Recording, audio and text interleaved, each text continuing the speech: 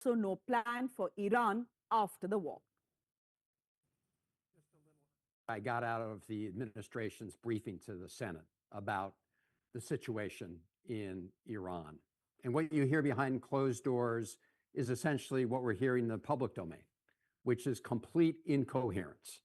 No explanation for why Donald Trump broke his promise to the country when he said he wasn't going to drag us into additional wars, and constantly shifting narratives about what this is all about, right?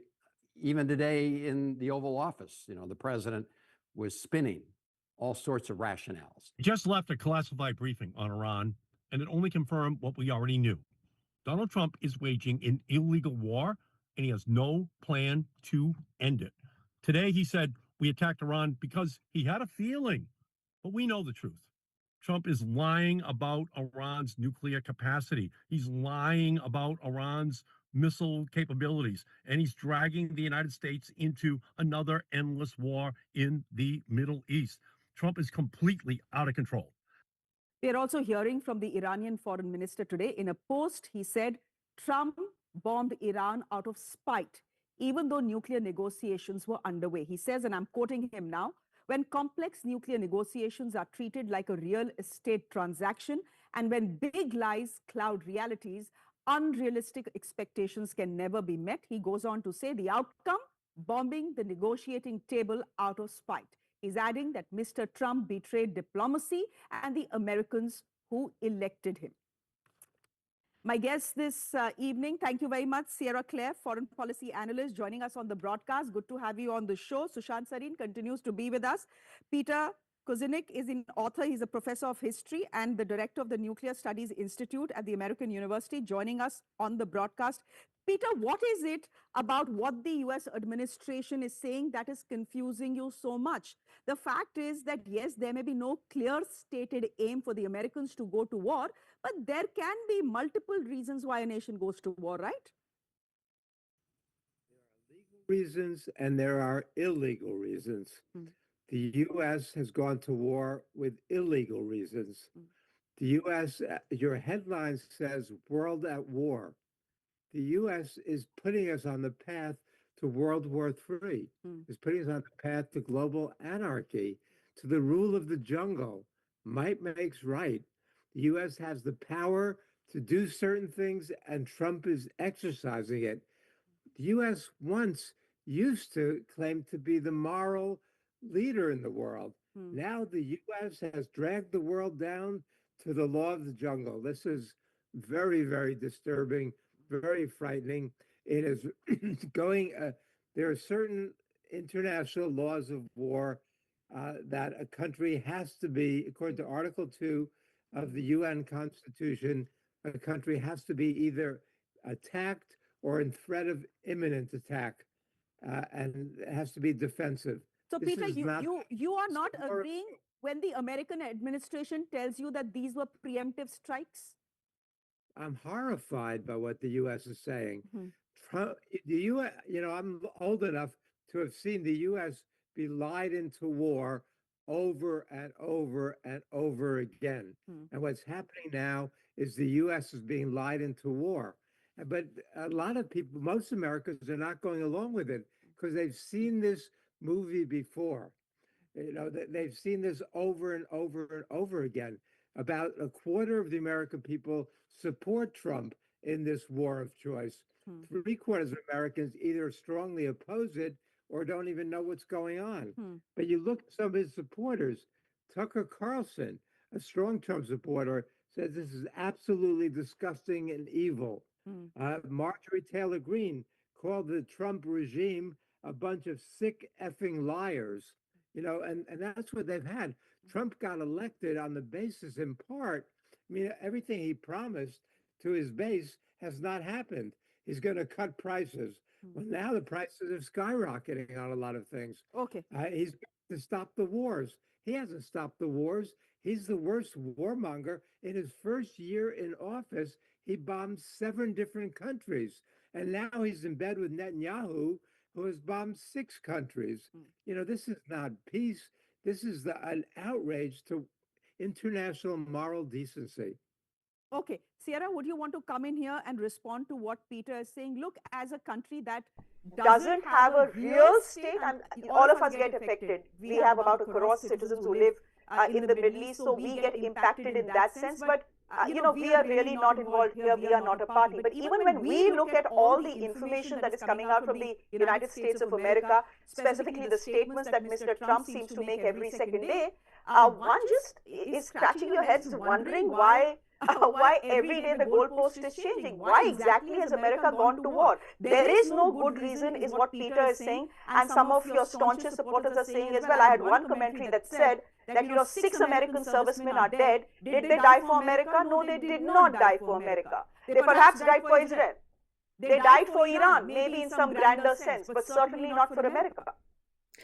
Well, to answer the first part of your question, the videos that you just showed in the before we started this conversation, there really is a through line to them. And as you said, there are multiple reasons for this war, but if you look at the all of the statements, this is about Iran's nuclear capabilities.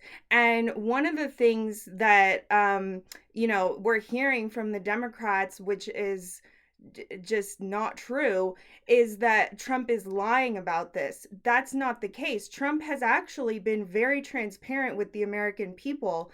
Instead of going for a WMDs in Iraq moment, he actually explained to the American people that no, there is not nuclear capability right now, but the Iranian regime is weak right now, weak enough that we can strike them in a limited manner without starting a 20-year long war, and prevent them from growing their nuclear program, taking it underground, doing all of these things that are a threat to American national security. So Sierra, that's this the Was wasn't first a it a thing. preemptive preemptive strike strike then. then?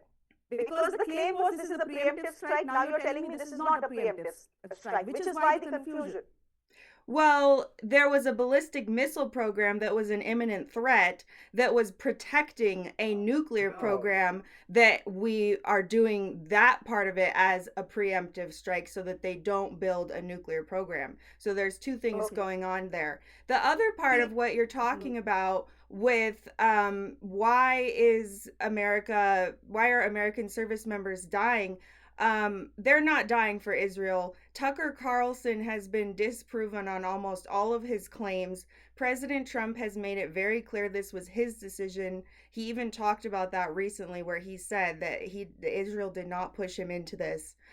So President Trump always takes his own Yes, Yes, but but decisions. why why was was that that decision decision taken? taken? There There are are at at least, least, five five claims claims that that have have now now been been made. made. Yes, Yes, Peter, Peter, I I think think you you want want to to come come in. in. Please Please go go ahead. ahead. Sierra is saying there was a ballistic missile threat. What the U.S. said is that Iran will soon have intercontinental ballistic missiles that can strike the United States. The Defense Intelligence Agency very recently said that Iran is 10 years away from having a Absolutely. ballistic missile that can hit the United States if they even had a program to do it, which they don't.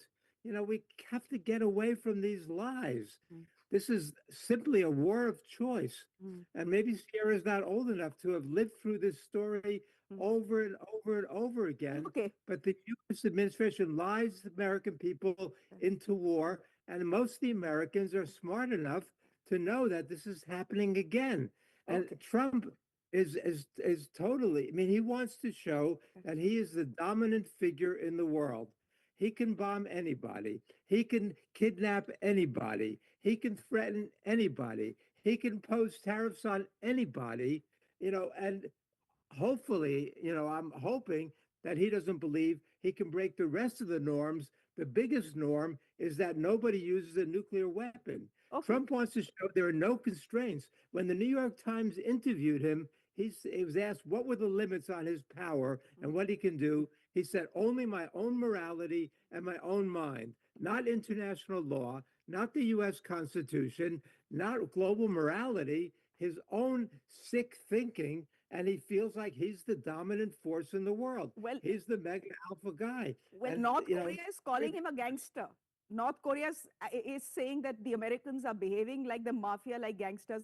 So, Shant, I have 20 seconds on the show. Would you come in and tell me what you think of all this tutu meme that is going on in America over what the reason?